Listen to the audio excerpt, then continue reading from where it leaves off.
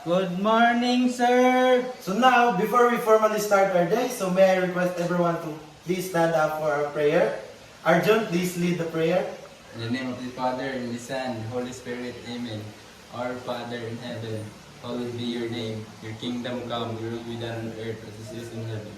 Give us this day our daily bread, and forgive us our trespasses, as we forgive those who trespass against us.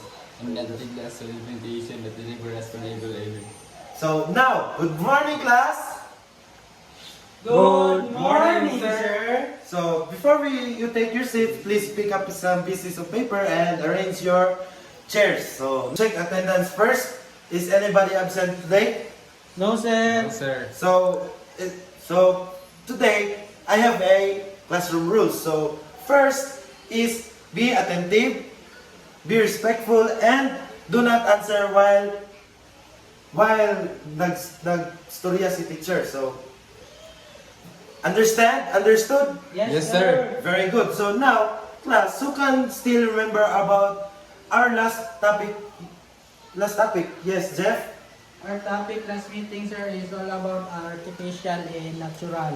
Very good. So our topic yesterday is about artificial and natural. So now, before we start our lesson, so let's play a game. So the called Simon Says. So if mugingon kung Simon Says is mulihok mo. So like for example, I say Simon Says, touch your heart.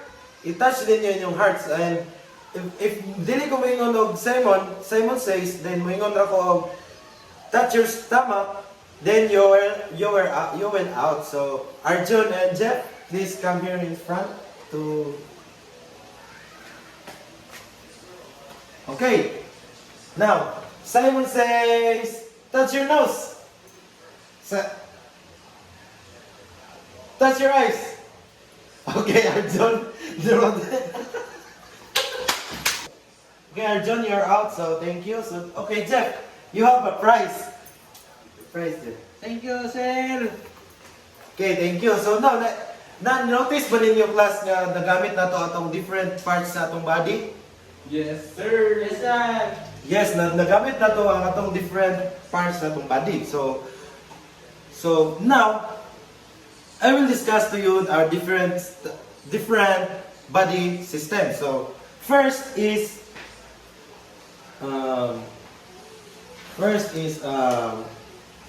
integumentary system. So ang integumentary system class is muna siya ang protect sa injury o sa mga germs.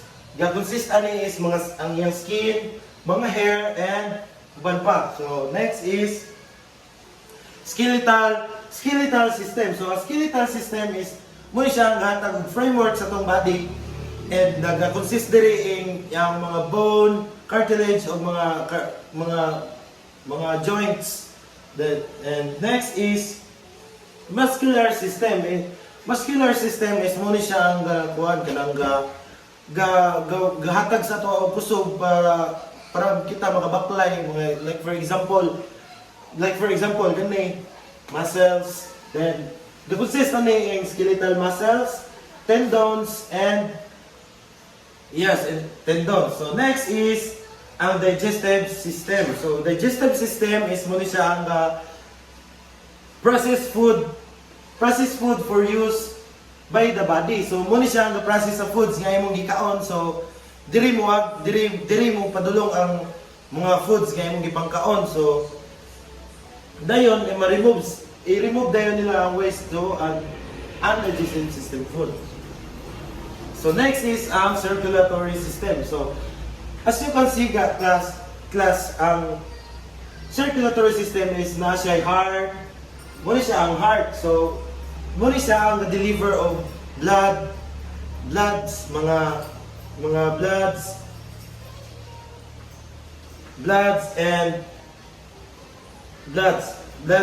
body organ. So muna siya ang atong body organ. And next is ang nervous system. Ang nervous system. Ang nervous system class is muna siya kanang nag-consist dire ga-detect sa atong muna siya ang sensory sa atong kay dadiri ang brain kanang spinal cord, and peripheral nerves. So nakasabot ra ba mo sa atong topic, class? Yes, sir. So karon nakasabot naman mo sa atong topic is we will have a group activity. So I have here a letters, and all you need to do is i-arrange ninyo ni siya kay ako ni siya gi-scramble. So i-arrange ninyo, and unsa inyong na-arrange yung letter ang word, kung like for example nervous system na siya or circulatory system, inyong i-explain sa tubangan kung unsa inyong nasabtan, kung unsa ang ilang mga functions. So here Arjun group number 1 and Jeff group number 2. So okay, are you done, class? Yes, sir. So okay, so group 1, Arjun, come here in front and discuss what the word. Ang nabuo nga kanang word, sir, kay skeletal system. Skeletal system kay provide siya og framework of our body. Okay, very good. Let's clap our hands to Arjun for group 1. So group 2, please come here in front. Good morning, everyone. So, among napili nga word kay nervous system. So, nara ang iyang mga function sa nervous system. First is brain, spinal cord, peripheral nerves of detect and processes sensory information, and last activate bodily responses. Okay, very good. Thank you, Jeff. So now you really understand our lesson for today. So I have here so let's have a activity, individual task. So here I have here a worksheet. So I prepared here a worksheet and all you need to do is ansiran ninyo in 5 minutes, and ansiran ninyo kung asa siya nga function o unsa siya nga system ang i-describe sa questions. So okay, Jeff.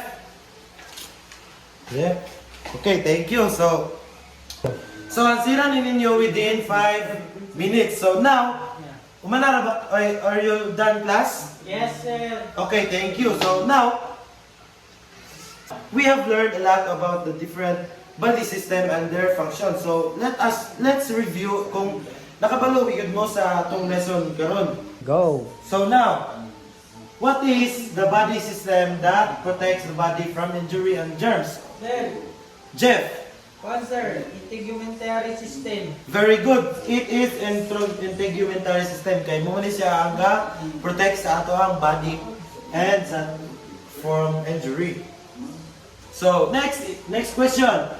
What is the body system that transport nutrients to body organs? Yes, Arjun? Circulatory system. Yes, it is circulatory system kay mo ni siya ang gadawat og nutrients and squam. So next question is, what is the body system that provides the framework of our body, Danilo? Sir, skeletal system. Yes, it is skeletal system. Kaya mo ni siya ang atong bukog, mo ni siya ang hatag og framework sa atong body. So number 4, fourth question. What is the body system that breaks down food and absorb nutrients? Sir. Yes. Sir, digestive system. Yes, digestive system. Kaya mo ni siya diri mangagi ang atong food nga atong ipangkaon.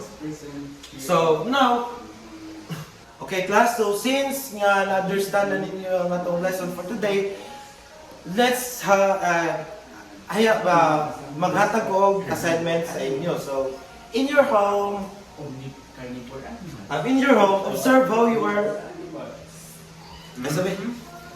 Go. So now, maghatag ko og assignment sa inyo. So, atong observe how you see your different body system and your daily activities. On a short note paper, complete the tasks below. So, first task is list 5 daily activities you do. So, like for example, magkuhan ka, eating breakfast, running, writing, sleeping, and etc. So, number 2 is for each activity, identify which action you do, kung unsa ang action nga paggamit nimo sa imong body. Thank you. So understand ba class? Yes, sir. So since wala na tay buhaton, I will end the class. So goodbye class. Goodbye and thank you, sir.